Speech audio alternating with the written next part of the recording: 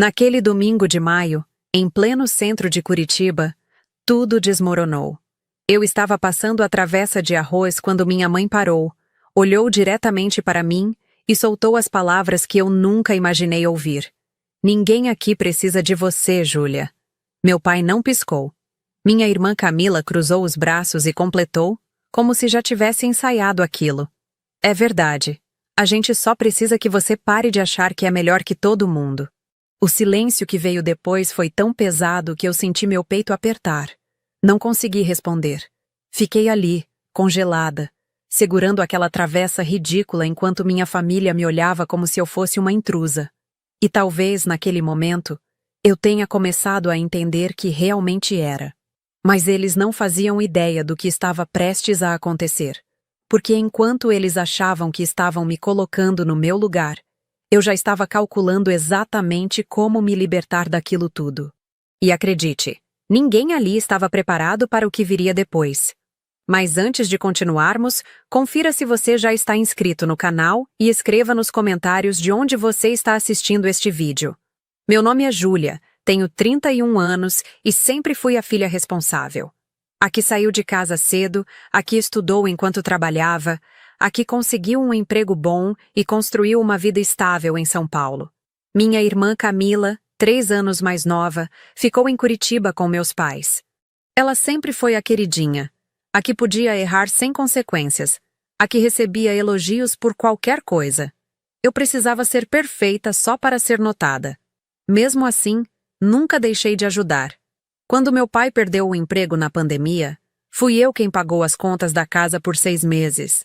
Quando Camila quis abrir um salão de beleza, fui eu quem emprestou o dinheiro para o ponto comercial.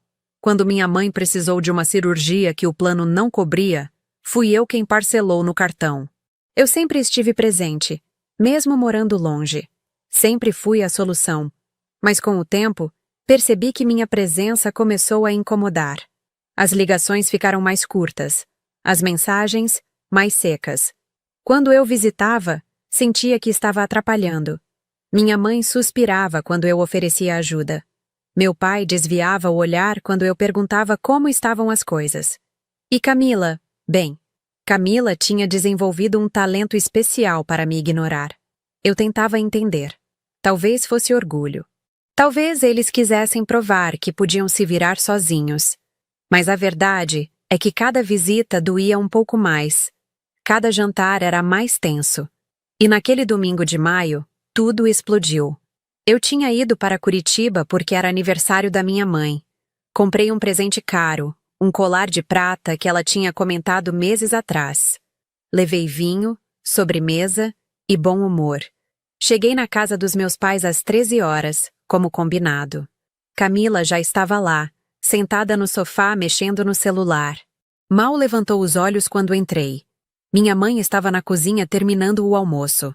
Ofereci ajuda, mas ela disse que estava tudo sob controle. Meu pai assistia futebol na sala, o volume alto demais.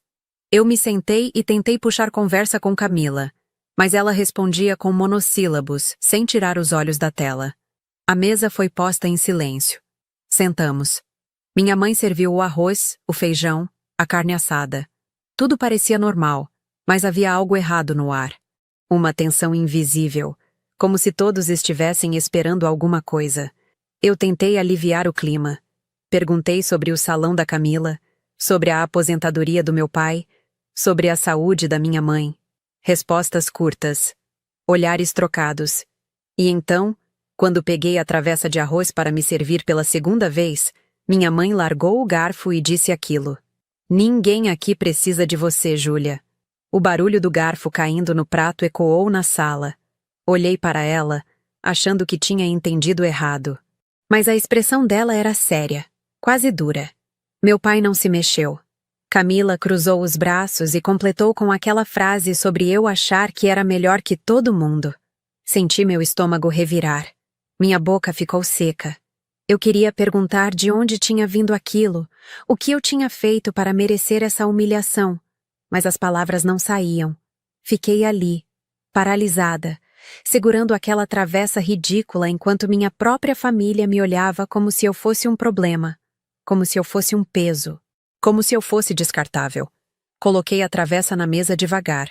Não disse nada. Não chorei. Não gritei. Apenas me levantei, peguei minha bolsa e saí. Ninguém me seguiu. Ninguém tentou me parar. Ninguém disse espera, vamos conversar. Simplesmente me deixaram ir. E foi naquele momento, enquanto eu descia as escadas do prédio onde cresci, que algo dentro de mim mudou. Dirigi até o hotel onde estava hospedada sem lembrar do caminho. Minha visão estava embaçada, não pelas lágrimas, mas pela raiva. Uma raiva fria, calculada, que ia crescendo a cada quilômetro. Estacionei, subi para o quarto e tranquei a porta. Fiquei ali, parada no meio do quarto, respirando fundo, tentando processar o que tinha acabado de acontecer. Eles não precisavam de mim. Depois de tudo que eu fiz, depois de todos os sacrifícios, todas as noites mal dormidas pensando em como ajudá-los, todas as vezes que coloquei as necessidades deles antes das minhas. Eles simplesmente decidiram que eu era dispensável. Sentei na cama e peguei o celular. Abri o aplicativo do banco. Olhei para os extratos, para as transferências mensais que eu fazia há anos. Dinheiro para ajudar com o aluguel. Dinheiro para o salão da Camila. Dinheiro para emergências que apareciam todo mês. Milhares de reais que saíam da minha conta para sustentar uma família que acabava de me dizer que não precisava de mim. Abri o WhatsApp. Fui até o grupo da família. Vi as mensagens antigas, as fotos, as risadas forçadas. Vi a última mensagem que eu tinha mandado, 3 dias antes, avisando que estava chegando para o aniversário. Ninguém tinha respondido. Camila tinha visualizado, minha mãe também, mas ninguém tinha respondido. Bloqueei o grupo, apaguei os contatos. Abri meu e-mail e comecei a agir. Primeira coisa, cancelei a transferência automática que fazia todo dia 10 para a conta conjunta que eu dividia com meu pai. Era um dinheiro que eu depositava religiosamente havia 3 anos, desde que ele ficou desempregado. Ele tinha conseguido outro trabalho depois, mas nunca mencionou parar de receber minha ajuda. Eu, como idiota, continuei mandando. R$ 2.000 por mês. R$ 24.000 por ano. R$ 72.000 em 3 anos. E, pelo jeito, ninguém precisava daquilo. Cancelado. Segunda coisa. Liguei para o contador que cuidava da contabilidade do salão da Camila. Sim, eu tinha um contador cuidando do negócio dela porque ela não entendia nada de impostos e eu não queria que ela tivesse problemas. Expliquei que eu não faria mais os repasses mensais de capital de giro. Ele ficou surpreso, tentou perguntar o que tinha acontecido, mas eu só disse que era uma decisão pessoal. O salão teria que se sustentar sozinho a partir dali, ou fechar. Terceira coisa. Liguei para a imobiliária que administrava o apartamento que eu tinha comprado há 2 anos. Um investimento, eu pensava. Um lugar para alugar e ter renda passiva. Mas adivinha quem morava lá pagando um aluguel simbólico? Camila. Ela ocupava um apartamento de R$ 200.000 pagando R$ 600 por mês, menos que o condomínio. Informei a imobiliária que o contrato não seria renovado. Camila teria 60 dias para desocupar o imóvel. A atendente perguntou se eu tinha certeza. Eu nunca tive tanta certeza de nada na vida. Desliguei o telefone e olhei para o teto do quarto. Senti uma leveza estranha, como se tivesse tirado um peso invisível das costas. Não era vingança. Era justiça. Se eles não precisavam de mim, então não precisariam do meu dinheiro também. Dormi pesado naquela noite. Pela primeira vez em anos, não sonhei com contas a pagar, com emergências familiares, com ligações desesperadas no meio da madrugada. Acordei no dia seguinte com uma sensação de clareza que eu não sentia havia muito tempo. Tomei café da manhã no hotel, peguei minhas coisas e voltei para São Paulo. Não passei na casa dos meus pais para me despedir. Não mandei mensagem avisando que estava indo embora. Simplesmente fui. Enquanto dirigia pela rodovia, meu celular começou a tocar. Era Camila. Ignorei. Ligou de novo. Ignorei. Mensagem. Depois outra. E mais outra. Espiei rapidamente entre um sinal e outro. As mensagens eram confusas, quase histéricas. Júlia, me liga agora. Júlia, o que você fez? Júlia, você não pode fazer isso. Sorri. Então ela já sabia. A ficha tinha caído rápido. Segui dirigindo. Meu celular não parou de tocar durante as 6 horas de viagem. Camila, minha mãe, até meu pai, que nunca ligava para nada. Eu ignorei todos. Cheguei em São Paulo no fim da tarde. Meu apartamento, pequeno, mas meu, me recebeu com o silêncio que eu precisava. Joguei a bolsa no sofá, tomei um banho longo e fiz um chá. Sentei na varanda e olhei para a cidade. As luzes começavam a se acender. As pessoas voltavam do trabalho, da faculdade, das suas vidas normais. E eu ali, finalmente sentindo que tinha controle sobre a minha. O telefone continuava tocando. Dessa vez, atendi. Era minha mãe. Júlia, o que está acontecendo? Sua irmã está desesperada. Ela disse que você cancelou tudo. Cancelei. Confirmei. A voz calma. Mas por quê? O que deu em você? Olhei para o horizonte. Pensei em tudo o que eu poderia dizer. Em todas as mágoas acumuladas, em todos os sacrifícios ignorados, em todos os anos em que eu fui tratada como uma obrigação e não como uma filha. Mas eu só disse: vocês disseram que não precisavam de mim. Estou apenas respeitando o pedido de vocês. Houve um silêncio do outro lado. Depois, minha mãe tentou contornar. Júlia, foi só um momento de estresse. Você sabe como as coisas ficam tensas às vezes. Não foi nada pessoal. Não foi nada pessoal. Repeti, a voz ainda controlada. Mãe, vocês me disseram na minha cara que ninguém precisava de mim. Na frente da Camila. Na frente do pai. No meu rosto. Como isso não é pessoal? Ela suspirou, irritada. Você está exagerando, Júlia. Sempre foi dramática. Não estou exagerando. Respondi. Estou apenas deixando de ser a idiota que sustenta uma família que não me valoriza. Se vocês não precisam de mim, não precisam do meu dinheiro. Simples assim. Mas, Júlia, sua irmã vai perder o salão. Ela não tem como pagar as contas sozinha. Não é problema meu, disse, e desliguei. Bloqueei o número. Fiquei ali, na varanda, sentindo o peso de anos de manipulação finalmente se dissolvendo. Pela primeira vez, eu não sentia culpa. Eu sentia liberdade. Nos dias seguintes, as mensagens continuaram. Mas não eram mais ligações. Eram e-mails, mensagens no Instagram, até um recado deixado na portaria do meu prédio. Camila estava desesperada. O salão dela, que sempre foi sustentado pelo meu dinheiro, começou a afundar. Fornecedores cobrando, funcionárias sem receber, aluguel atrasado. Tudo o que ela escondia atrás da fachada de empresária bem-sucedida desmoronou em menos de 2 semanas. Ela postava nos stories do Instagram pedindo indicações, fazendo promoções absurdas, praticamente implorando por clientes. Mas a verdade é que o salão nunca foi lucrativo. Ele só existia porque eu bancava os rombos todo mês. Minha mãe tentou uma abordagem diferente. Mandou uma carta. Sim, uma carta física, como se estivéssemos nos anos 90. Nela, falava sobre família, sobre perdão, sobre como eu estava sendo egoísta e cruel. Dizia que eu sempre fui a filha difícil, a que criava problemas, a que não sabia relevar as coisas. Rasguei a carta sem terminar de ler. Meu pai, que sempre foi o mais silencioso, apareceu no meu trabalho.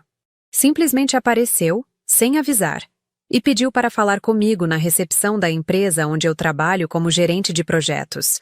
Desci para atendê-lo, mais por curiosidade do que por vontade. Ele estava desconfortável, as mãos nos bolsos, o olhar fugindo do meu. Júlia, precisamos conversar. Ele começou. Não temos nada para conversar, pai. Ele suspirou. Sua mãe está mal. Camila está mal. Você precisa voltar atrás com essas decisões. Preciso? Perguntei cruzando os braços. Por que eu preciso? Porque somos uma família. Famílias se ajudam. Eu ajudei, pai. Durante anos. E no momento em que eu mais precisei de vocês, quando eu só queria ser tratada com um mínimo de respeito, vocês me disseram que ninguém precisava de mim. Ele abriu a boca para falar, mas eu não dei chance. Agora vocês vão aprender a realmente não precisar de mim. Virei as costas e voltei para o escritório. Ele ficou ali, parado, sem saber o que fazer. Quando olhei pela janela minutos depois, ele já tinha ido embora. As semanas passaram. A vida em São Paulo continuou. Eu trabalhava, saía com amigos, aproveitava meu salário para mim mesma pela primeira vez em anos. Comprei roupas novas, fui a restaurantes caros, viajei para o litoral em um fim de semana prolongado. Cada real que eu gastava comigo parecia uma pequena vitória. Enquanto isso, as notícias de Curitiba eram cada vez mais dramáticas. Camila teve que demitir 2 funcionárias. Depois, mais uma. O salão que ela tanto se orgulhava estava praticamente vazio. Ela começou a trabalhar sozinha, fazendo unhas, cabelos, tudo. Mas não era suficiente. As dívidas cresciam. Minha mãe teve que voltar a trabalhar. Ela, que tinha se aposentado cedo e vivia de bicos, precisou aceitar um emprego de meio período em uma loja de roupas. Meu pai continuou no trabalho dele, mas o salário mal dava para cobrir as contas básicas da casa. Eles estavam sentindo, pela primeira vez em anos, o peso de viver sem a minha ajuda. E eu não sentia pena nenhuma. Até que, 2 meses depois daquele jantar maldito, Camila apareceu na minha porta. Não sei como ela conseguiu meu endereço exato, mas lá estava ela. Às 9 da noite de um sábado, chorando no interfone. Pensei em não abrir. Pensei em deixá-la ali, chorando na portaria, tendo o gostinho da rejeição que eu senti naquele domingo. Mas alguma coisa em mim, talvez um resquício patético de compaixão, me fez apertar o botão e liberar a entrada. Ela subiu. Quando abri a porta, me assustei. Camila estava irreconhecível. O cabelo, sempre impecável, estava preso num coque desleixado. As olheiras eram profundas. Ela tinha emagrecido, as roupas estavam folgadas. E ela chorava, um choro desesperado, sem controle. Júlia, por favor. Ela começou, a voz entrecortada. Eu preciso de você. Não respondi. Apenas me afastei e deixei que ela entrasse. Ela ficou ali, de pé na minha sala, se sentindo visivelmente deslocada. Eu cruzei os braços e esperei. Eu estraguei tudo, ela disse, limpando o rosto com as mãos. O salão está quebrado. Eu não consigo pagar mais nada. Vou perder tudo. E você quer o quê? Perguntei, a voz fria. Que eu volte a bancar seus erros? Ela engoliu seco. Eu só preciso de um tempo. Só um empréstimo. Eu prometo que vou pagar de volta. Promete? Repeti, quase rindo. Você prometeu que ia fazer o salão dar certo. Você prometeu que era capaz de tocar o negócio sozinha. E onde essas promessas te levaram? Ela fechou os olhos, as lágrimas escorrendo. Eu sei que errei. Eu sei que fui arrogante. Mas você é minha irmã, Júlia. Você não pode me deixar afundar assim. Respirei fundo. Sentei no sofá e a encarei. Camila, eu te dei tudo. Paguei pelo ponto do salão. Paguei por equipamentos. Mandava dinheiro todo mês para você cobrir os custos. Te dei um apartamento para morar quase de graça. E no meio de tudo isso, você teve a audácia de concordar com a mãe e o pai quando eles disseram que ninguém precisava de mim. Ela abaixou a cabeça. Eu não queria dizer aquilo. Foi só um momento. Não foi só um momento, corrigi. Foi a verdade que vocês sempre sentiram, mas nunca tiveram coragem de falar. Até aquele dia. Camila começou a chorar mais forte. Júlia, eu te amo. Você é minha irmã mais velha. Eu sempre te admirei. Eu só estava com raiva porque você parecia ter tudo. E eu me sentia pequenininha do seu lado. Olhei para ela, incrédula. Você me admirava? Então por que nunca demonstrou? Porque sempre me tratou como se eu fosse uma obrigação chata. Porque eu tinha inveja. Ela confessou, a voz sumindo. Você saiu daqui, foi para São Paulo, construiu uma carreira, tem um apartamento lindo, ganha bem. E eu? Eu fiquei presa aqui, tentando fazer alguma coisa dar certo, falhando em tudo. E era mais fácil te culpar do que admitir que eu não era boa o suficiente. Fiquei em silêncio. Parte de mim queria abraçá-la, dizer que estava tudo bem, que éramos irmãs e íamos superar aquilo juntas. Mas a outra parte, a parte que ainda sangrava com as palavras daquele jantar, não conseguia. Camila, Eu entendo que você tenha inveja. Eu entendo que seja difícil se comparar. Mas sabe o que não é aceitável? Me humilhar, me descartar e esperar que eu continue sendo sua rede de segurança. Ela enxugou o rosto. Eu sei que foi horrível. E eu sinto muito. De verdade. Eu sinto muito por tudo. Você sente, repeti. Mas só sente porque está precisando de mim agora. Se o salão estivesse indo bem, se você não estivesse desesperada, você teria vindo até aqui me pedir desculpas? Ela não respondeu. E essa foi toda a resposta que eu precisava. Levantei do sofá e abri a porta. Camila, eu te desejo o melhor. De coração. Mas eu não vou mais ser a solução para os seus problemas. Você é adulta. Você tem 28 anos. É hora de você aprender a se virar sozinha. Ela me olhou, os olhos arregalados. Você não vai me ajudar? Não, respondi, firme. Não vou. Ela ficou ali parada por alguns segundos, como se não acreditasse no que estava ouvindo. Depois, pegou a bolsa, passou por mim sem dizer nada e desceu as escadas. Fechei a porta e encostei nela.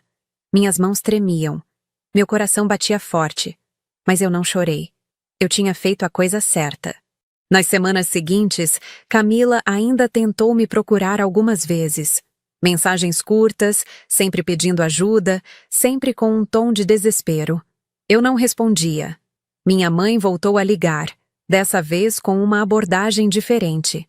Tentou apelar para a culpa, dizendo que eu estava destruindo a família, que eu era a única que podia salvar minha irmã, que eu tinha a obrigação de ajudar. Eu ouvi tudo em silêncio, e no final só disse: Mãe, vocês me ensinaram que eu não era necessária. Agora estão vendo que estavam errados. E desliguei. Bloqueei o número dela também.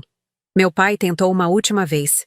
Mandou um e-mail longo, cheio de arrependimento, dizendo que tinha sido covarde naquele jantar, que deveria ter me defendido, que me amava e queria consertar as coisas. Li o e-mail 3 vezes. Quase respondi.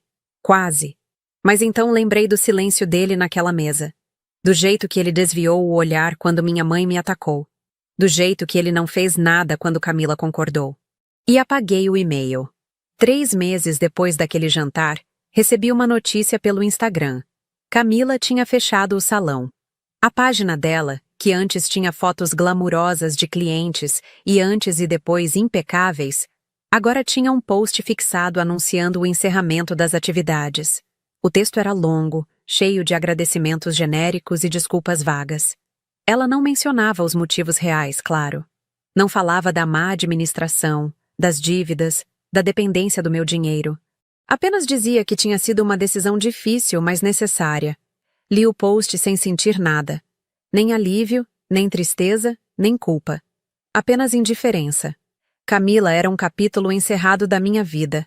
Minha rotina em São Paulo estava cada vez melhor. Eu tinha começado terapia, algo que eu deveria ter feito anos atrás. Minha terapeuta me ajudou a entender que o que eu vivi não foi apenas ingratidão, foi abuso emocional. Que eu fui usada, manipulada e descartada.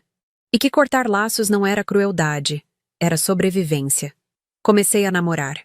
Um cara legal que conheci em um evento da empresa. Ele era atencioso, respeitoso e não tinha dramas familiares complexos. Saíamos para jantar, para o cinema, para parques. Eu ria de novo. Ria de verdade. E percebi que havia muito tempo que eu não fazia isso. Minha vida profissional também decolou. Sem a preocupação constante com as finanças da minha família, eu consegui focar completamente no meu trabalho. Fui promovida. Passei a gerenciar uma equipe maior, a ganhar mais, a ter mais responsabilidades que realmente importavam. Comprei um carro novo. Não porque eu precisava, mas porque eu podia. E cada vez que eu dirigia, eu sentia que estava dirigindo para longe de tudo que me prendia. Até que, em novembro, 6 meses depois daquele jantar, meu celular tocou com um número desconhecido. Normalmente eu não atendia, mas algo me fez aceitar a ligação. Era uma voz que eu não reconheci de imediato. Júlia, sou eu, a Camila. Gelei. Ela nunca ligava de número desconhecido. Camila? Respondi cautelosa. O que você quer? Ela hesitou. Eu só queria te contar uma coisa. Pode? Pode, respondi, desconfiada. Eu me mudei, ela disse. Saí de Curitiba. Isso me pegou de surpresa. Se mudou para onde? Para Porto Alegre. Consegui um emprego numa rede de salões. Não é a mesma coisa que ter o meu próprio negócio, mas é honesto, é estável. E eu estou aprendendo muito. Fiquei em silêncio, processando. E a mãe e o pai? Eles estão bem, ela disse, a voz mais baixa. Ainda chateados comigo. E com você. Mas estão se virando. Eu não mando mais dinheiro para eles. Pela primeira vez, estou cuidando só de mim. Senti algo estranho no peito. Não era alegria, mas era algo próximo de alívio. Camila, isso é bom. Fico feliz que você esteja tentando. Ela suspirou. Júlia, eu liguei porque eu precisava te dizer de novo. Eu sinto muito. De verdade. Eu fui horrível com você. E eu entendo se você nunca quiser me perdoar. Mas eu precisava que você soubesse que eu reconheço o que fiz. E que você estava certa em tudo. Fechei os olhos. Obrigada por dizer isso, Camila. Mas eu preciso de tempo. Muito tempo. Ela concordou. Eu entendo. E eu vou respeitar isso. Só queria que você soubesse que eu estou tentando ser uma pessoa melhor. Desligamos. Fiquei ali, sentada no sofá, olhando para o celular. Parte de mim queria acreditar que Camila realmente tinha mudado. Mas a outra parte, a parte que ainda carregava as cicatrizes daquele jantar, sabia que algumas coisas não se consertam com um pedido de desculpas. Falei sobre a ligação com minha terapeuta na sessão seguinte. Ela me fez uma pergunta que ficou ecoando na minha cabeça. O que você quer, Júlia? Você quer perdoar sua irmã? Você quer reconstruir algum tipo de relação? Ou você quer seguir em frente e deixar tudo isso no passado? Pensei muito sobre isso. E a resposta, no fundo, eu já sabia. Eu queria seguir em frente. Não com raiva, não com rancor, mas com indiferença. Camila não era mais a minha responsabilidade. Meus pais não eram mais a minha responsabilidade. Eu era a minha responsabilidade. E essa era a maior lição que eu tinha aprendido. O Natal chegou. Pela primeira vez em anos, eu não voltei para Curitiba. Passei o feriado em São Paulo mesmo, com meu namorado e os amigos dele. Fizemos uma ceia despretensiosa, rimos, brindamos. Ninguém me cobrou nada. Ninguém esperava que eu fosse a salvadora de nada. Eu era apenas eu. E isso era libertador. No Réveillon, viajei para Búzios com 2 amigas do trabalho. Pulei as 7 ondas, fiz pedidos, brinquei na areia. E enquanto eu olhava para o mar, com os pés na água fria, eu pensei em tudo que tinha mudado naquele ano. Pensei na Júlia que entrou naquele jantar em maio, cheia de esperança e boa vontade. E pensei na Júlia que estava ali agora, mais forte, mais firme, mais dona de si. 2024 foi o ano em que eu aprendi a dizer não. Foi o ano em que eu aprendi que amar alguém não significa se anular. Foi o ano em que eu aprendi que família não é quem te usa, mas quem te valoriza. Quando voltei para São Paulo, minha vida continuou. Mas agora, sem o peso de uma família tóxica nas costas, tudo parecia mais leve. Eu acordava sem o nó no estômago. Eu trabalhava sem a culpa constante. Eu vivia sem medo de decepcionar alguém. E percebi que essa era a liberdade que eu sempre quis, mas nunca soube como alcançar. Em fevereiro de 2025, quase um ano depois daquele jantar, eu estava voltando do trabalho quando recebi uma mensagem no LinkedIn. Era de Camila. Ela tinha criado um perfil profissional, algo que nunca tinha feito antes. A mensagem era simples. Júlia, estou me formando em gestão de negócios. Sei que você não me deve nada, mas gostaria que soubesse que você foi a inspiração para eu buscar ser melhor. Obrigada por me forçar a crescer. Li a mensagem algumas vezes. Não respondi na hora. Na verdade, não respondi naquele dia, nem na semana seguinte. Mas guardei a mensagem. E às vezes, quando eu pensava na minha família, eu relia aquelas palavras. Não porque eu queria voltar atrás, mas porque era bom saber que, de alguma forma, minha decisão tinha gerado algo positivo. Meu namoro evoluiu. Em março, eu e Felipe, meu namorado, decidimos morar juntos. Ele era parceiro, respeitoso e pela primeira vez eu sentia que estava construindo uma família de verdade. Uma família escolhida, não imposta. Minha carreira continuou crescendo. Em abril, fui convidada para liderar um projeto internacional. Viagens para Buenos Aires, para Santiago, reuniões em espanhol, desafios novos. Eu estava vivendo o tipo de vida que eu sempre sonhei, mas que antes parecia impossível porque eu estava amarrada às necessidades dos outros. E era estranho, mas libertador, perceber que eu não sentia falta de Curitiba.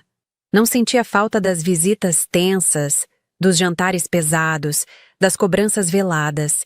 Eu tinha construído uma vida inteira em São Paulo, e essa vida era minha, completamente minha.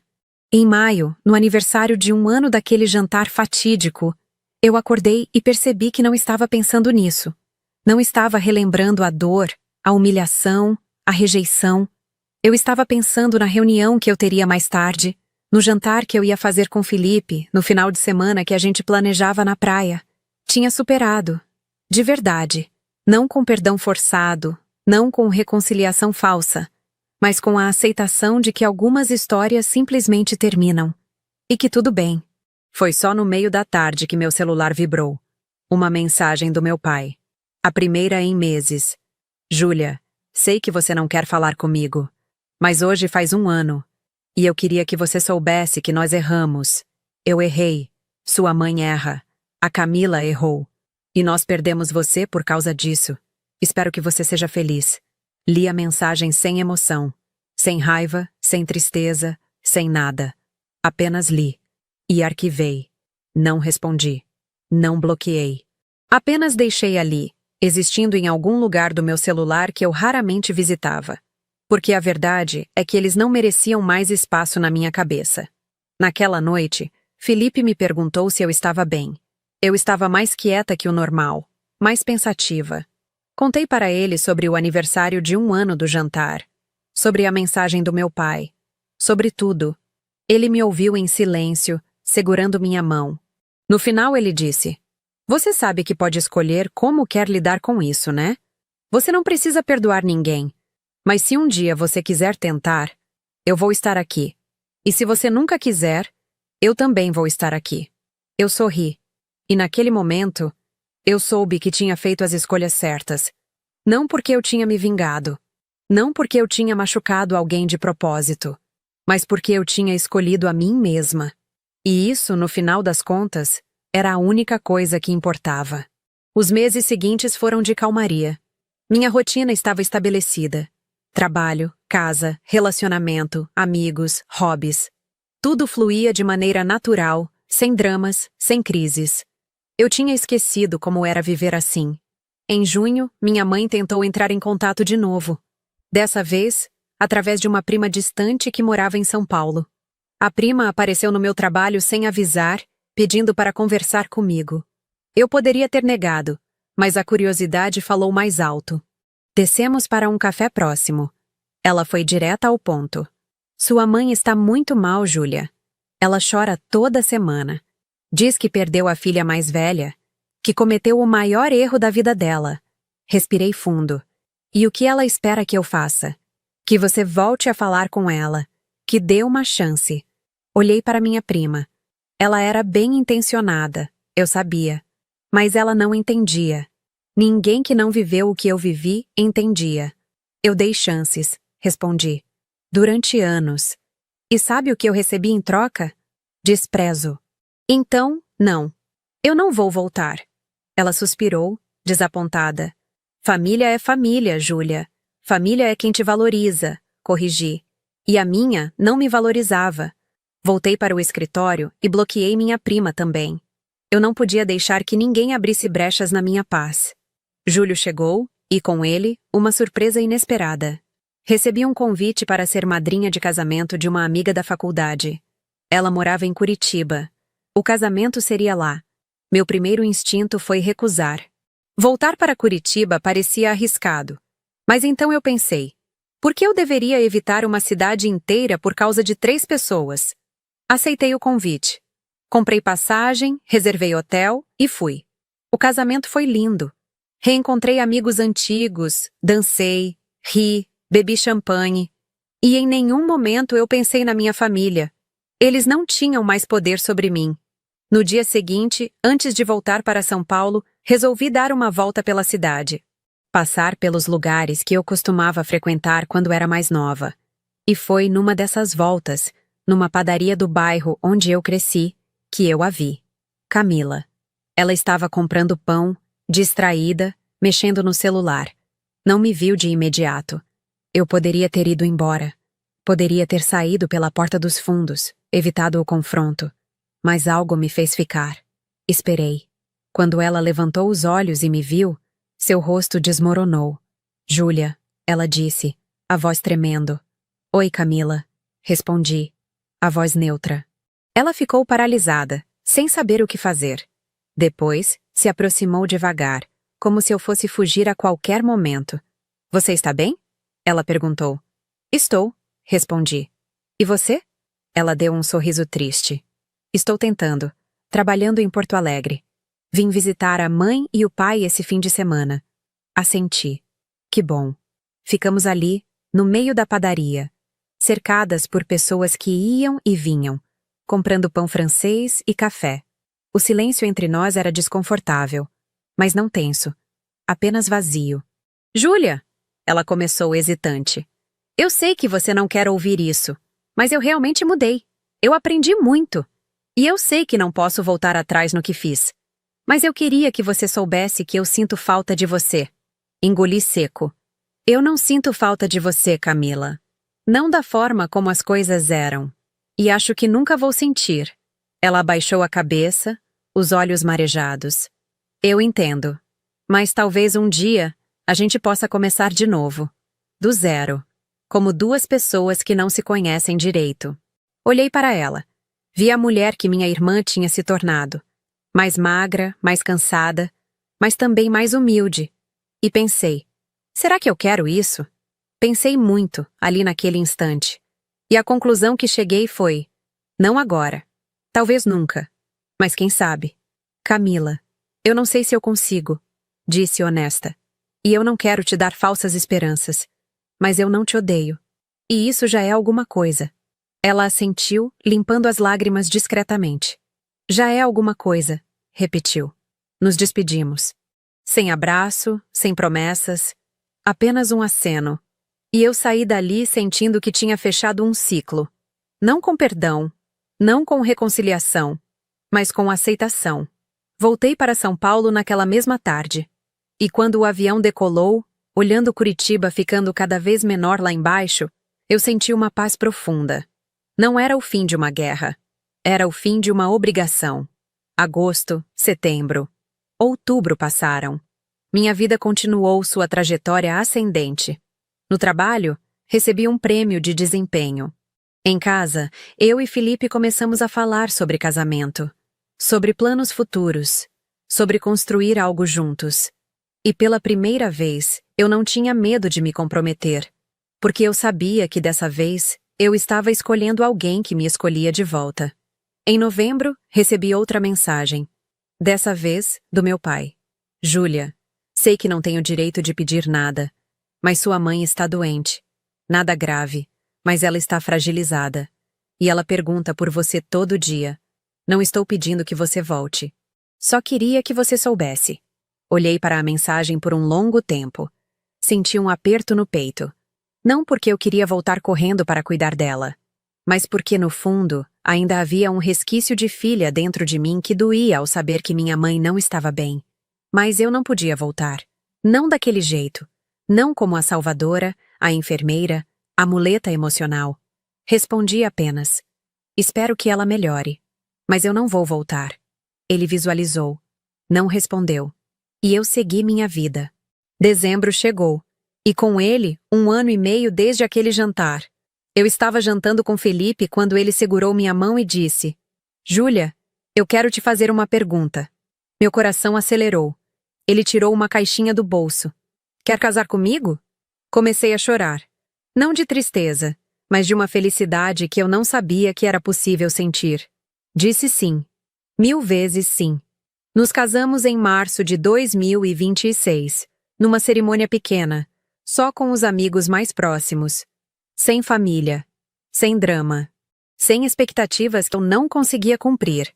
Apenas amor, parceria e respeito.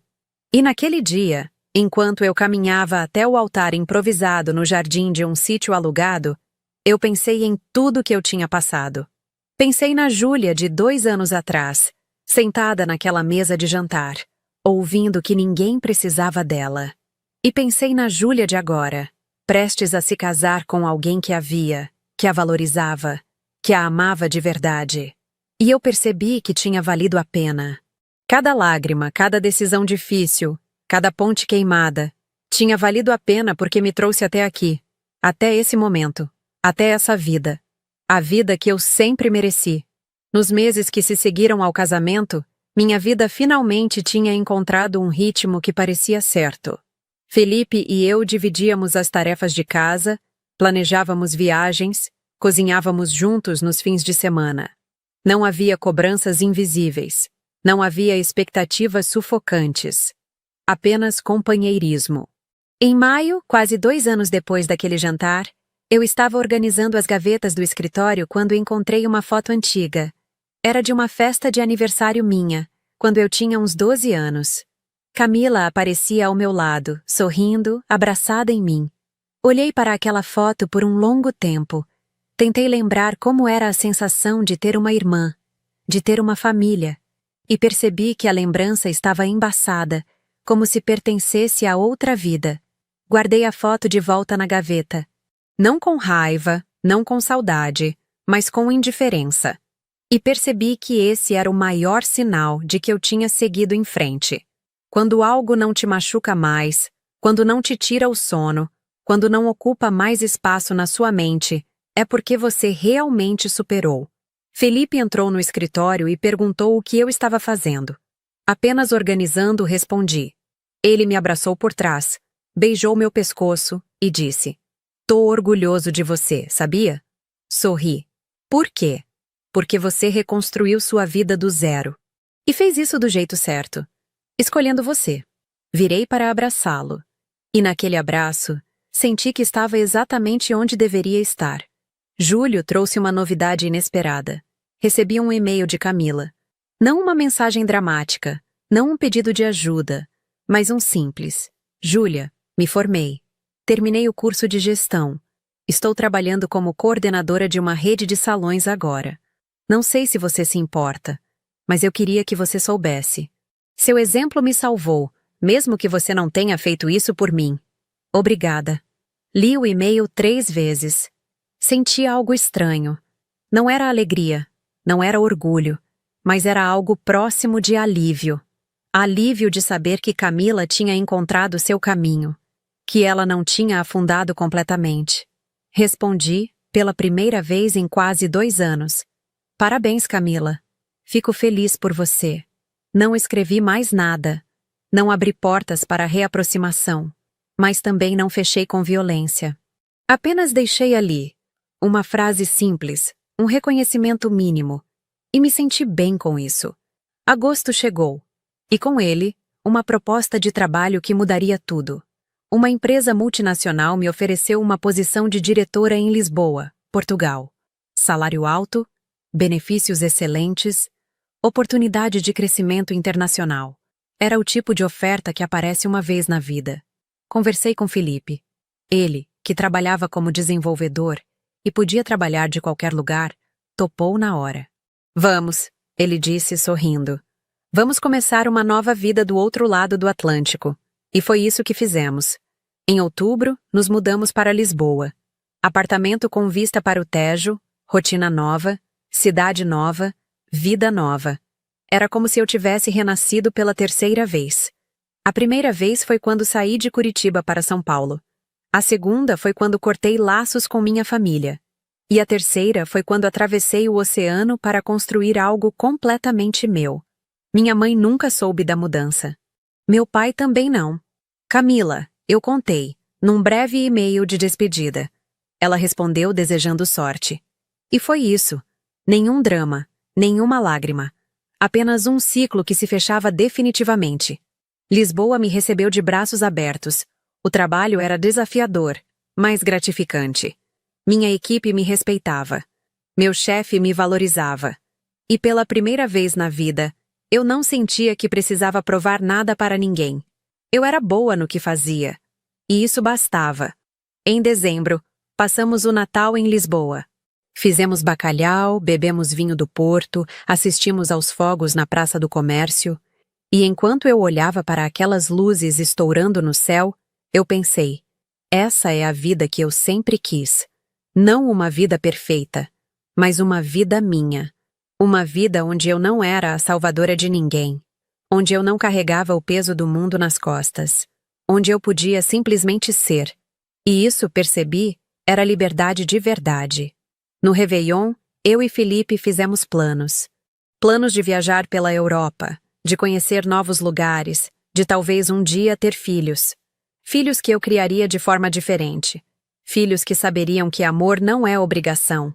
Que família não é dívida. Que cuidar de alguém é uma escolha, não uma imposição. E naquela noite, pulando as 12 ondas imaginárias na sala do nosso apartamento, porque não tínhamos praia por perto, eu fechei os olhos e agradeci. Agradeci por ter tido coragem de dizer não. Agradeci por ter escolhido a mim mesma. Agradeci por ter aprendido, da forma mais dolorosa possível, que algumas pessoas só vão te valorizar quando você não estiver mais disponível. E que tudo bem, porque você não precisa da validação delas para ser feliz. Janeiro de 2027 começou com uma surpresa. Recebi uma carta. Uma carta física, enviada do Brasil para Portugal. Era da minha mãe. Abri com as mãos trêmulas. Júlia, começava a carta. Não sei se você vai ler isso. Não sei nem se essa carta vai chegar até você. Mas eu precisava tentar. Faz quase 2 anos desde aquele jantar. E todos os dias eu me arrependo do que disse, do que fiz, do que permiti que acontecesse. Você era a melhor filha que eu poderia ter. Você foi generosa, dedicada, amorosa. E eu te machuquei de uma forma que nunca vou conseguir consertar. Não estou pedindo perdão. Não acho que eu mereça. Só queria que você soubesse que eu reconheço meu erro e que eu sinto sua falta todos os dias. Sua mãe. Fechei a carta. Fiquei ali, sentada na varanda do apartamento, olhando para o rio Tejo, segurando aquele papel nas mãos. Parte de mim queria chorar. Parte de mim queria rasgar a carta. Mas a maior parte de mim apenas sentia nada. Porque eu já tinha chorado tudo o que precisava chorar. Já tinha sentido tudo o que precisava sentir. E agora, 2 anos depois, aquela carta era só um pedaço de papel. Um pedaço de papel que não mudava nada. Guardei a carta numa gaveta. Não respondi. Não bloqueei. Apenas guardei. E segui com minha vida. Fevereiro trouxe novidades no trabalho. Fui promovida novamente, dessa vez para vice-presidente regional. Era uma responsabilidade enorme. Mas eu estava pronta. Mais do que pronta. Eu estava vivendo. E enquanto eu assinava contratos, liderava reuniões, viajava por toda a Europa, eu pensava, se eu tivesse ficado presa àquela dinâmica familiar, se eu tivesse continuado sendo a salvadora, a provedora, a muleta emocional, eu nunca teria chegado aqui. Eu nunca teria me permitido voar. Março chegou. E com ele, meu aniversário de 32 anos. Felipe organizou uma festa surpresa com os amigos que fizemos em Lisboa. Foi uma noite linda, cheia de risadas, vinho e fado ao vivo. E no meio da festa, enquanto todos cantavam parabéns, eu olhei ao redor e percebi. Essa era a minha família agora. Não eram laços de sangue, eram laços de escolha. E esses, eu tinha aprendido, eram os mais fortes. No dia seguinte, acordei com uma mensagem de Camila. Feliz aniversário, Ju. Espero que você esteja feliz, onde quer que você esteja. Sorri. Respondi. Obrigada, Camila. Estou. E era verdade. Eu estava feliz. Completamente, profundamente feliz. Não porque eu tinha me vingado. Não porque eu tinha provado algo. Mas porque eu tinha me libertado. Abril, maio, junho passaram num piscar de olhos. Minha rotina em Lisboa estava completamente estabelecida. Eu tinha uma vida plena, cercada de pessoas que me amavam de verdade. Pessoas que não me viam como uma carteira ambulante, mas como um ser humano completo, com sonhos, medos e necessidades. E isso fazia toda a diferença. Em julho, quase 2 anos e meio depois daquele jantar, eu estava tomando café numa esplanada perto do Chiado quando meu telefone tocou. Era um número brasileiro. Curitiba. Hesitei. Depois de tanto tempo, o que mais poderia ser? Atendi. Alô? Júlia? Era uma voz que eu não reconheci de imediato. Quem é? Sou eu, o tio Roberto. Meu tio. O irmão da minha mãe. Alguém que eu não via há anos. Tio Roberto? Repeti surpresa. O que aconteceu? Ele suspirou. Júlia, eu estou ligando porque... Sua mãe está no hospital. Meu coração pulou uma batida. O quê? Ela teve um problema no coração. Nada fatal, mas foi sério. E ela está pedindo por você. Fechei os olhos. Respirei fundo. Senti o velho peso tentando voltar, a velha culpa tentando se instalar no meu peito. Mas dessa vez, eu não deixei. Tio, eu sinto muito que ela esteja passando por isso. Mas eu não vou voltar. Júlia, ela é sua mãe. Eu sei, respondi, a voz firme. Mas ela também foi a pessoa que me disse que ninguém precisava de mim. E eu aprendi a levar isso a sério. Ele ficou em silêncio. Depois, suspirou. Eu entendo. Não concordo, mas entendo. Agradeci e desliguei. Fiquei ali, sentada naquela esplanada ensolarada de Lisboa, sentindo um turbilhão de emoções. Mas no meio de tudo, uma certeza. Eu não ia voltar atrás. Não ia me sacrificar de novo. Não ia me colocar em segundo plano de novo. Porque eu tinha aprendido, da forma mais difícil possível, que cuidar de mim não era egoísmo. Era sobrevivência. Contei para Felipe sobre a ligação. Ele me abraçou, me deu espaço para sentir o que eu precisava sentir. E à noite, quando estávamos deitados na cama, ele disse: Seja qual for a sua decisão, eu vou estar aqui. Eu sei, respondi, beijando sua mão. E eu já decidi. Não vou voltar. Ele assentiu. E eu soube que tinha feito a escolha certa. Agosto chegou com uma surpresa inesperada. Camila ligou. Não mandou mensagem. Ligou. Atendi, mais por curiosidade do que por vontade. Júlia, ela começou, a voz trêmula. Você soube da mãe? Soube. E? Você não vai vir? Não, Camila. Não vou. Ela ficou em silêncio por um momento. Depois, disse algo que me surpreendeu. Eu entendo. Você entende? Repeti. Incrédula. Entendo. Eu fui horrível com você, Júlia. A gente foi horrível com você. E você tem todo o direito de não querer mais nada com a gente. Eu só liguei porque achei que você deveria saber. Mas não estou te cobrando nada. Fiquei sem palavras. Obrigada por entender, consegui dizer. Camila suspirou. Júlia, eu só queria te dizer mais uma coisa. O quê? Eu te amo. E sinto muito por tudo. Sempre vou sentir. Desliguei depois de um breve eu também. E fiquei ali, olhando para o celular, sentindo algo que não sentia há muito tempo. Não era perdão, mas era algo próximo de paz.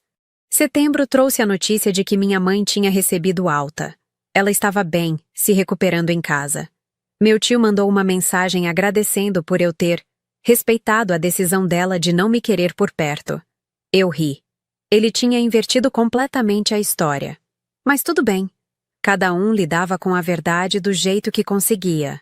Outubro chegou, e com ele, uma revelação inesperada. Felipe e eu descobrimos que eu estava grávida. Não estava nos planos imediatos, mas a notícia veio acompanhada de uma alegria imensa. Íamos ser pais. E enquanto eu olhava para o teste positivo, pensei: essa criança vai crescer, sabendo que amor não é sacrifício, que amor é escolha, que família se constrói com respeito, não com obrigação. Contei para algumas amigas em Lisboa. Não contei para ninguém no Brasil, nem para Camila, porque essa era a minha vida agora. E eu não precisava da validação de quem me machucou para celebrá-la. Novembro trouxe os enjoos, a barriga crescendo, os planos para o quarto do bebê.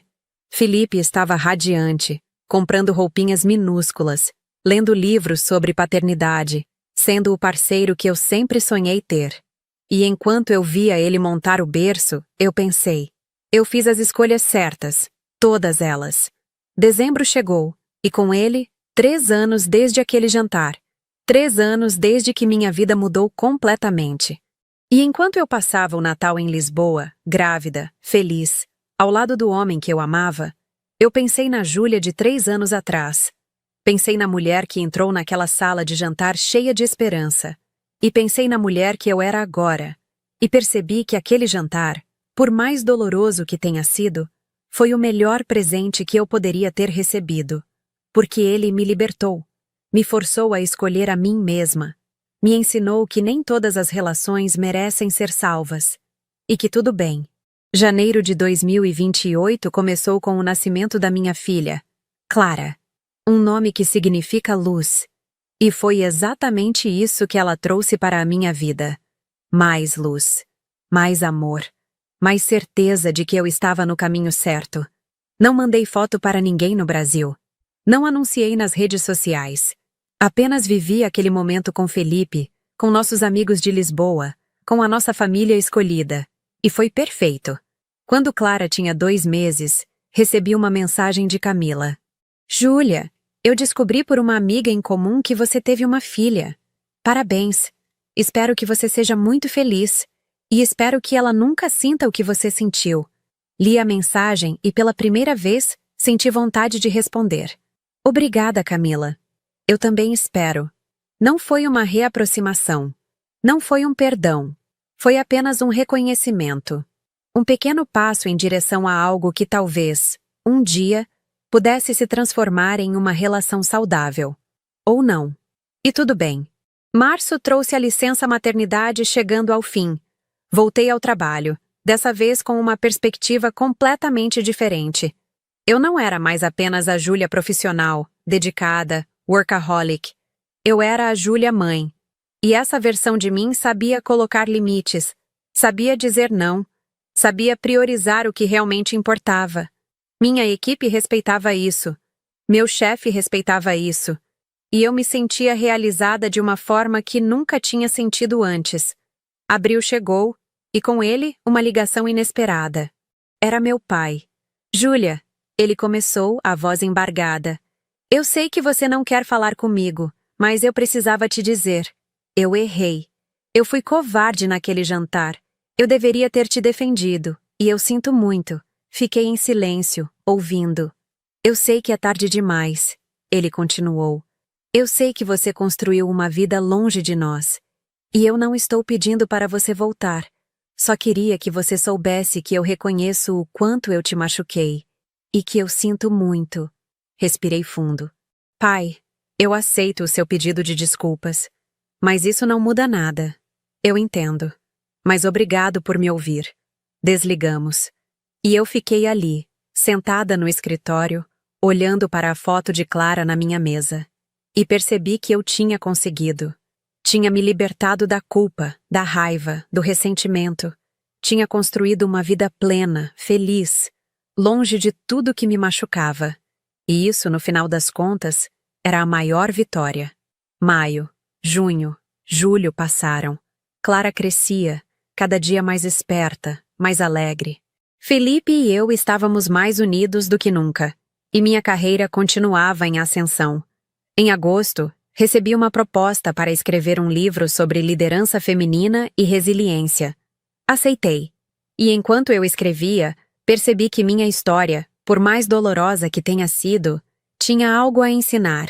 Que dizer não é um ato de coragem. Que se afastar de quem te machuca é um ato de amor próprio. Que você não precisa da aprovação de ninguém para ser feliz. Setembro trouxe o lançamento do livro. Fiz palestras, dei entrevistas, conheci mulheres que tinham passado por situações parecidas, e cada história que eu ouvia me confirmava. Eu não estava sozinha. Muitas mulheres, em algum momento da vida, foram a salvadora da família. E muitas, como eu, tiveram que aprender a se salvar primeiro. Outubro chegou, e com ele, uma mensagem surpreendente. Era de Camila. Júlia, eu li seu livro. E eu chorei do começo ao fim. Obrigada por me ensinar, mesmo sem querer, o que é ter dignidade. Eu estou bem. Estou noiva. Estou feliz. E espero que você também esteja. Sorri. Respondi. Estou feliz, Camila. De verdade. E fico feliz por você também. Não foi um convite para o casamento dela. Não foi uma reaproximação completa. Mas foi o suficiente. O suficiente para eu saber que, de alguma forma, todos estávamos seguindo em frente. Novembro trouxe o aniversário de Clara. 1 ano de vida. Fizemos uma festa pequena, só com amigos. E enquanto eu via minha filha rindo, cercada de amor e carinho, eu pensei: ela nunca vai conhecer a Júlia que se anulava. Ela só vai conhecer a Júlia que se escolheu. Dezembro chegou. 4 anos desde aquele jantar. 4 anos de uma jornada que transformou completamente a minha vida. E enquanto eu passava mais um Natal em Lisboa, ao lado de Felipe e de Clara, eu olhei para trás e agradeci. Agradeci pela dor, porque ela me ensinou a ser forte. Agradeci pela rejeição, porque ela me mostrou quem realmente me amava. Agradeci por ter tido coragem de dizer: chega. E enquanto Clara abria os presentinhos, rindo com aquela risada gostosa de criança, eu percebi que tinha quebrado o ciclo. Que minha filha cresceria, sabendo que ela não precisa se sacrificar por ninguém para ser amada. Janeiro de 2029 começou com uma sensação de plenitude. Minha vida estava exatamente onde eu queria que estivesse. Trabalho que me realizava, família que me sustentava, amigos que me valorizavam. Era tudo o que eu sempre quis, mas nunca soube que podia ter. Em fevereiro, recebi um convite inesperado. Era para dar uma palestra no Brasil, em São Paulo. Meu primeiro instinto foi recusar. Mas então pensei: por que não? O Brasil era um país enorme. São Paulo era uma cidade enorme. Eu não precisava ir a Curitiba. Não precisava reviver nada. Aceitei o convite. Fui sozinha, deixando Felipe e Clara em Lisboa. Foram apenas 3 dias. A palestra foi um sucesso. Falei sobre resiliência, sobre reconstrução, sobre a coragem de se escolher. E no final, uma mulher se aproximou de mim, os olhos cheios de lágrimas. Obrigada, ela disse. Eu precisava ouvir isso. Eu estou passando pela mesma coisa com a minha família. E eu não sabia se estava certa em me afastar. Agora eu sei. Abracei aquela mulher. E naquele abraço, entendi o propósito de tudo o que eu passei. Não foi só para me libertar. Foi para mostrar a outras mulheres que elas também podiam. No último dia em São Paulo, antes de ir para o aeroporto, sentei num café na Avenida Paulista. E liguei para Camila. Ela atendeu surpresa. Júlia? Oi, Camila. Estou em São Paulo. Você está no Brasil? Ela perguntou incrédula. Estou. Só por 3 dias. Vim trabalhar. Um silêncio. Depois ela perguntou. Você quer que eu vá te ver? Pensei por um momento. Não precisa, respondi. Mas eu queria te ligar para te dizer que eu te desejo o melhor. De verdade. Ela começou a chorar. Júlia, você não sabe o quanto isso significa para mim. Eu sei, Camila. E eu espero que você seja feliz. Com o seu noivo, com a sua vida. Você merece. Obrigada. Ela sussurrou. E você também. Desligamos. E eu senti que, finalmente, eu tinha fechado aquele capítulo de verdade. Não com raiva, não com mágoa, mas com desapego. Voltei para Lisboa com o coração leve. Felipe e Clara me receberam no aeroporto com abraços e sorrisos. E enquanto dirigíamos de volta para casa, eu olhei pela janela e pensei: eu construí isso. Eu construí essa vida. E ela é minha. Março trouxe o 2º aniversário de Clara. Dessa vez, fizemos uma festa maior, com mais crianças, mais bagunça, mais alegria. E enquanto eu limpava bolo do chão, rindo, Felipe me abraçou por trás e disse: Você é incrível, sabia? Sorri. Por quê? Porque você transformou dor em força. Porque você é a melhor mãe que Clara poderia ter. Porque você se escolheu. E isso é raro. Beijei ele. Obrigada por estar aqui. Para sempre, ele respondeu. Abril chegou com novidades no trabalho. Fui convidada para abrir uma filial da empresa em Barcelona. Era uma promoção gigante, um desafio novo, uma oportunidade de crescer ainda mais. Conversei com Felipe. Ele, como sempre, apoiou. Vamos para Barcelona, ele disse sorrindo. E foi o que fizemos. Em junho, nos mudamos para a Catalunha. Apartamento novo, cidade nova, vida nova. Mais uma vez, eu estava recomeçando. Mas dessa vez, não estava fugindo. Estava escolhendo. Júlio trouxe a adaptação. Clara aprendendo espanhol. Eu aprendendo a liderar uma equipe multicultural. Felipe explorando a cidade com a câmera fotográfica. Estava tudo se encaixando. Agosto chegou, e com ele uma mensagem do meu pai. Júlia, não sei se você vai ler isso. Mas sua mãe faleceu, foi o coração. Foi rápido. Ela não sofreu. Achei que você deveria saber. Li a mensagem 3 vezes. Senti um aperto no peito. Não de culpa, mas de tristeza. Tristeza pelo que poderia ter sido e nunca foi. Tristeza por uma relação que morreu muito antes dela. Não voltei para o Brasil. Não fui ao enterro. Mas acendi uma vela aqui em Barcelona, numa igreja pequena perto de casa. E me despedi. Do meu jeito. Obrigada por me dar a vida, mãe. Sinto muito que a gente não tenha conseguido se entender. Mas eu te desejo paz. Chorei. Chorei pela filha que eu fui. Pela mulher que ela poderia ter sido. Pela relação que nunca floresceu. E depois, sequei as lágrimas e segui em frente. Setembro trouxe uma ligação de Camila. Ela chorava compulsivamente. Júlia, a mãe morreu. Eu sei, respondi, a voz calma. O pai me avisou. Você não vai vir? Ela perguntou entre soluços. Não, Camila. Não vou. Mas você não quer se despedir? Eu já me despedi, respondi. Do meu jeito. Ela ficou em silêncio. Depois, sussurrou. Eu entendo. Desligamos. E eu fiquei ali, na varanda do apartamento em Barcelona, olhando para a cidade, sentindo um misto de tristeza e alívio. Tristeza pela perda. Alívio por não me sentir culpada. Outubro chegou, e com ele, a sensação de que um ciclo tinha realmente se fechado. Minha mãe tinha partido. Meu pai estava velho, distante. Camila estava construindo a vida dela. E eu estava aqui, do outro lado do oceano, vivendo a minha. Não havia mais cobranças. Não havia mais expectativas. Apenas a vida seguindo seu curso natural. Novembro trouxe o lançamento do meu segundo livro. Dessa vez, sobre maternidade e carreira. E enquanto eu autografava exemplares numa livraria em Barcelona, uma mulher se aproximou e disse: Você me inspirou a me divorciar. Eu ri. Espero que tenha sido uma boa decisão. Foi a melhor da minha vida. Ela respondeu sorrindo. Dezembro chegou. 5 anos desde aquele jantar. 5 anos de transformação completa.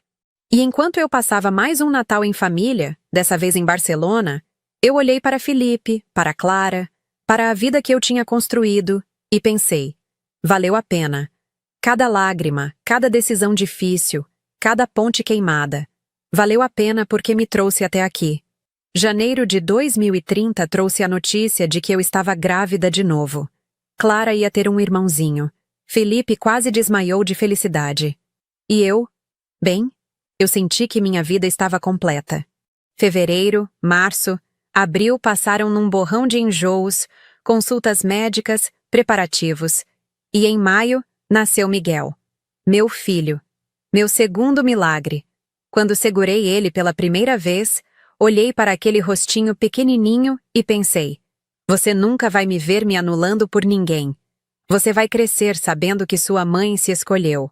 E que não há nada de errado nisso. Junho trouxe a licença maternidade novamente. Dessa vez, mais tranquila, mais experiente. Clara adorava o irmãozinho. Vivia querendo ajudar, segurando a mãozinha dele, dando beijinhos. Era a família que eu sempre sonhei. Julho chegou, e com ele, uma mensagem inesperada. Era de meu pai. Júlia, eu sei que você não quer contato, mas eu estou doente. Não sei quanto tempo me resta, e eu só queria que você soubesse que eu sinto muito. Por tudo. E que eu te amo. Sempre te amei.